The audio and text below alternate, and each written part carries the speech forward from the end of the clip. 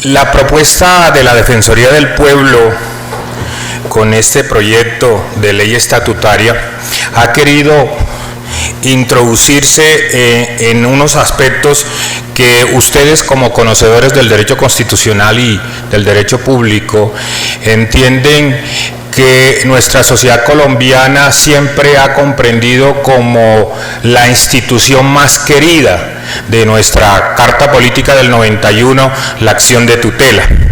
Y como bien lo señalaba la profesora de la Nacional, es un tema supremamente sensible para la comunidad jurídica y para la sociedad, porque encuentra allí la mejor herramienta, el mejor mecanismo de hacer realidad esa pretensión del Estado social y democrático de derecho, cual es la materialización de los derechos fundamentales de los asociados.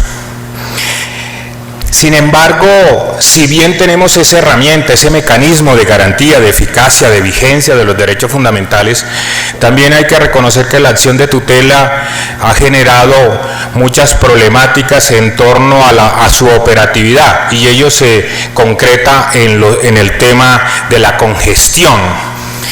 El último diagnóstico que hizo el Consejo Superior de la Judicatura en su sala administrativa demuestra, desde el punto de vista estadístico, que el 64% de las tareas funcionales de los despachos de la justicia ordinaria en Colombia se dedican el 64% a el tema de la acción de tutela, y un 36% a sus asuntos comunes, a sus asuntos de competencia. Eso ha dado lugar a que sea necesario establecer unas reglas, unas pautas que vayan en la vía del fortalecimiento de la acción de tutela y a esclarecer este mecanismo para evitar aspectos tan graves como tienen que ver con el tema de la corrupción, sobre todo en el tema de la selección de las tutelas. Este año, la Corte Constitucional, honorable representante, fue radicada la tutela número 5.200.000. Es decir, eso da cuenta del tanto uso que se hace en nuestro país de este mecanismo, la importancia que la sociedad colombiana le ha dado al tema. Por eso la iniciativa de la Defensoría del Pueblo está centrada en dos temas principales. De un lado, proponer medidas de transparencia y de control ciudadano durante el proceso de selección y revisión de las tutelas. De otro lado, contiene unos ajustes dirigidos a fortalecer el mecanismo y a actualizar su regulación de acuerdo con la jurisprudencia constitucional y la legislación vigente. Como es un tema relacionado directamente a los derechos fundamentales, pensamos y consideramos, y hubo unidad de criterio, en que lo apropiado era hacerlo a través de una ley estatutaria. Y así hemos hecho ese ejercicio. Algunos aspectos a considerar, aspectos específicos en el tema que ustedes ya conocen, pero sin embargo, para mostrar la importancia de la propuesta está en algunos puntos específicos. Uno de ellos, por ejemplo, establecer que no fueran 2 los magistrados de selección de tutelas en la Corte Constitucional, sino 3. Eso generaba que con el veto de uno de los solos magistrados ya no había posibilidad de selección. Hoy entra bajo la misma estrategia de tener 3, con 2 votos a favor, entraría a la selección de la tutela.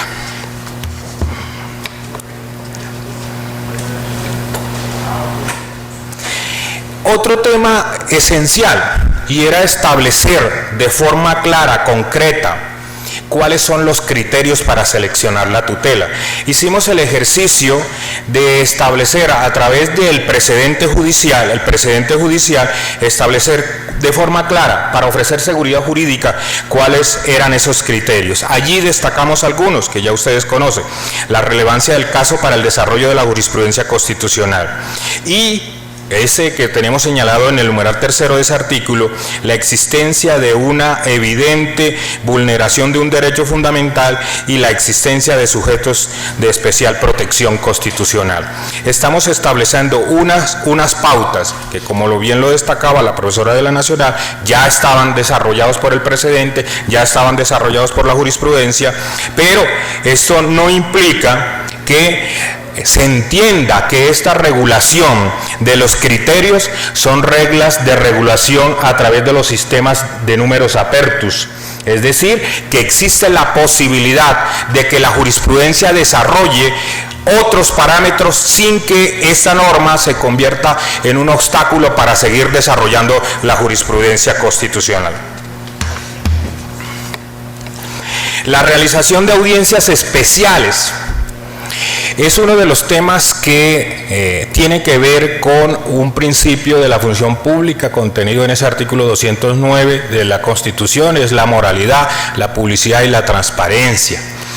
Y vemos necesario que en esos temas que conoce la Corte Constitucional, no que sea una decisión de puertas abiertas en torno a una situación que está referida al marco de aplicación de la tutela, y es que la tutela tiene un efecto inter partes. Por eso, si bien es razonable la postura del profesor del externado en torno a que se abriera a las organizaciones de derechos humanos y a organizaciones civiles la posibilidad de solicitar las audiencias excepcionales, hay que tener también el marco de aplicación de la tutela, que es una situación de efectos interpartes. En ese sentido, lo que hemos querido es que sean las partes las que propicien esas audiencias excepcionales, con camino a que haya un acercamiento, que se les ponga de forma oral o verbal a los magistrados que conocen o que van a desatar la acción de tutela, las propuestas, las iniciativas y las inquietudes que les planteen las partes. Un tema fundamental tiene que ver con que el decreto 2591 de 1991 no estableció un plazo para la publicación de las decisiones de tutela por parte de la Corte Constitucional, y esto ha dado lugar a que esas decisiones muchas se conozcan a través de el mecanismo de publicación oficial, la simple enunciación de prensa, y no se conozca el texto definitivo, sino ya ha ocurrido, y la Defensoría tiene estadísticas en torno a que muchas veces se han superado 6 meses, 1 año y hasta 2 años para que se conozca la decisión de tutela. Entonces, lo que estamos estableciendo es un término fijo, un plazo fijo, allí indicado de 15 días calendario. Eso ayuda a que exista seguridad jurídica, a que se torne en verdad la materialización de los derechos fundamentales. Por ejemplo, hay un caso en el tema de una hidroeléctrica en el Valle, en el que ese caso lleva para decisión, una vez conocida la decisión, para la publicación de la sentencia, más de 1 año y medio sin que las partes tengan conocimiento específico de cada uno de las situaciones allí dichas por la Corte. Otra de las situaciones problemáticas generadas por la acción de tutela es lo que tiene que ver con el famoso choque de trenes entre las Cortes, famoso choque de trenes. Lo que hace el proyecto es decir que cuando la decisión llega a la Corte Constitucional y proviene de otra Corte, la decisión no sea de una sala de decisión de tutela, sino de la sala plena, para que allí quede delimitado y de forma específica y concreta determinada la situación. Eso ayuda y colabora para que contrarrestar toda esa problemática. En relación con la tutela contra providencias judiciales, se establece todo el recorrido del precedente judicial, estableciendo las famosas reglas de procedibilidad, sin que ello tampoco vaya a truncar la posibilidad del desarrollo jurisprudencial. Y es que en el marco de la jurisprudencia constitucional ustedes tienen que establecer también que, como estas leyes estatutarias tienen un control automático por parte de la Corte Constitucional, ella ajusta también a los desarrollos jurisprudenciales lo que está estableciendo el texto del proyecto de ley.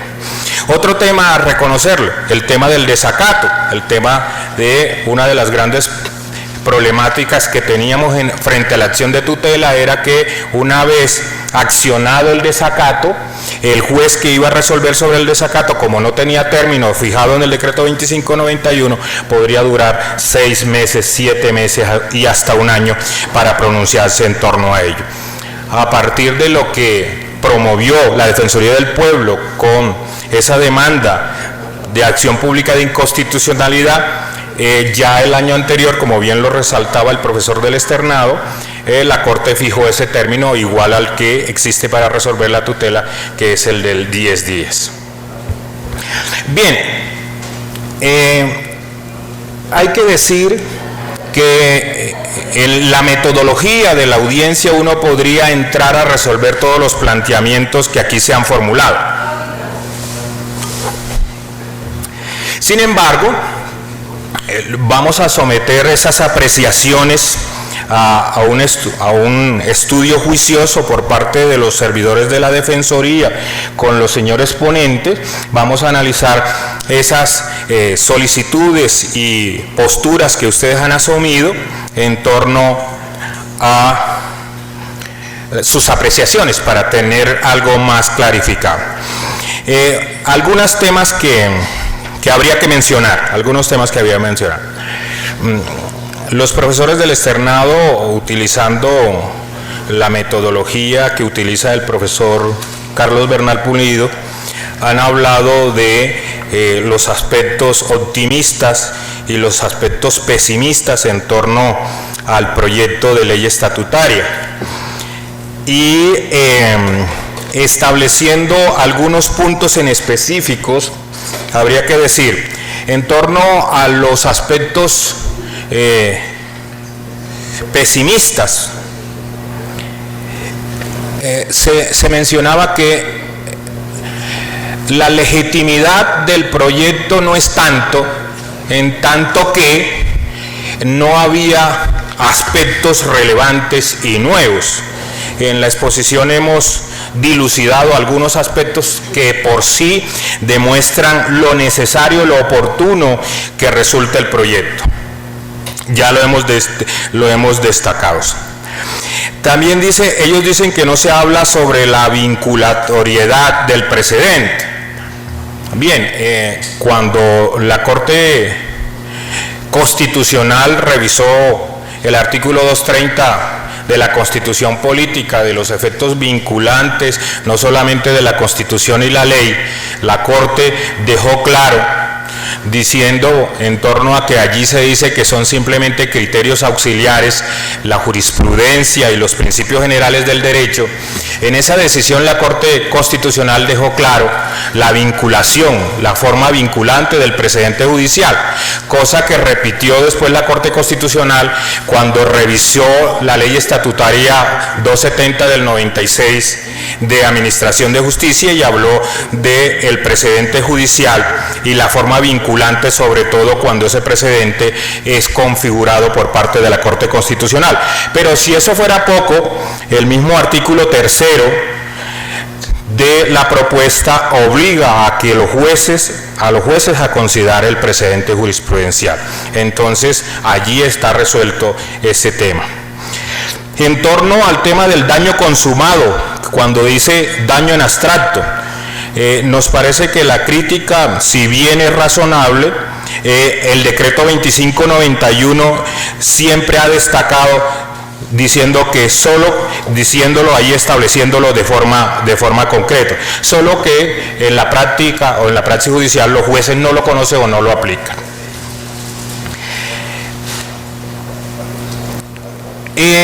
Otra crítica que se formulaba era en el tema de la competencia, dice sobre las reglas de competencia y reparto. Lo que hacemos en torno a ello es sistematizar precisamente las reglas de la jurisprudencia y del decreto 1382 de 2000, que dicen lo que esas disposiciones dicen acerca del envío de las demandas al competente de un día es un asunto reglamentario. Ese que es la propuesta es un tema reglamentario, no debería estar allí expresamente contenido en la ley. Respecto de la tutela contra particulares, se critica que simplemente haya quedado en el proyecto mencionado salud o educación versus servicio público, que es la competencia normal en los que habría lugar a instaurar la acción de tutela en contra de particular. Sin embargo, el inciso siguiente incluye, además de salud y educación, a todos los servicios públicos domiciliarios, por lo que entrarían allí no solo la afectación del derecho a la salud y la educación. En torno a la consulta de la decisión del desacato, la decisión sancionatoria del desacato, es claro que allí la norma lo que dice es que la consulta está referida exclusivamente a la decisión sobre la sanción y no a la decisión de desacato, que no impone la sanción. Bien, en torno a lo que nos indicaba el profesor del Rosario, algunos cuestionamientos, algunas situaciones. Uno de los principios complejos de la acción de tutela, bien lo conocen ustedes, un principio precisamente surgido con el precedente para evitar la existencia de tantas tutelas que no tenían un rasero de raciocinio, fue el principio de la inmediatez. Y allí entramos en dos aspectos. Uno, que la propuesta de los profesores del externado, que indicaban que era propicio decir y expresar que ese término de inmediatez debería contarse a partir de la afectación o vulneración del derecho fundamental y los 6 meses para su interposición, la interposición de la acción de tutela, que debería decir allí. Es más perjudicial establecer ese término, que ya está consolidado de alguna manera desde el punto de vista jurisprudencial como un término mínimo, que cerrar la posibilidad a que pasados esos 6 meses, frente a situaciones específicas, de situaciones, por ejemplo, en que la persona no tenía el conocimiento fundamental del ejercicio de su derecho, o de que estamos frente a sujetos de especial consideración, personas en que están en una situación de desigualdad material manifiesta, podría propiciar y dar ese sentido. Entonces, establecer un término de 6 meses podría ser más perjudicial que beneficioso para la persona que acciona. Ahora bien, indicaba el profesor del Rosario que no se establecía una consecuencia jurídica en el tema de esa inmediatez, es decir, qué pasaba si no se interpuso la acción de tutela dentro del término razonable o los 6 meses, que allí hay una ausencia. Hay que entender que el principio de inmediatez surgió como un principio para establecer y en relación con las causales de procedibilidad de la acción de tutela. Por lo tanto, cuando no se cumple el tema del término del principio de inmediatez, lo que procede es la improcedibilidad de la acción. Y eso lo declara el magistrado cuando resuelve precisamente la acción de tutela. Allí tendrá que indicarlo. Algunas inquietudes propuestas por el señor viceministro. Dice, propuestas sobre la notificación a terceros con interés legítimo para que puedan solicitar la nulidad si el fallo los involucra. Es una buena propuesta, nosotros la vamos a tener en cuenta, la vamos a analizar con detenimiento. Sobre la autorregulación de la Corte en torno a los criterios de selección, de ninguna manera vamos a limitar esa posibilidad que tiene la Corte de que entienda que hay otros criterios que podrían sumarse allí. Esa lista, como ya bien lo resaltamos anteriormente, no son taxativas. Las redacciones que ha propuesto el Ministerio nos parece útiles y las podemos mirar, las vamos a estudiar con detenimiento.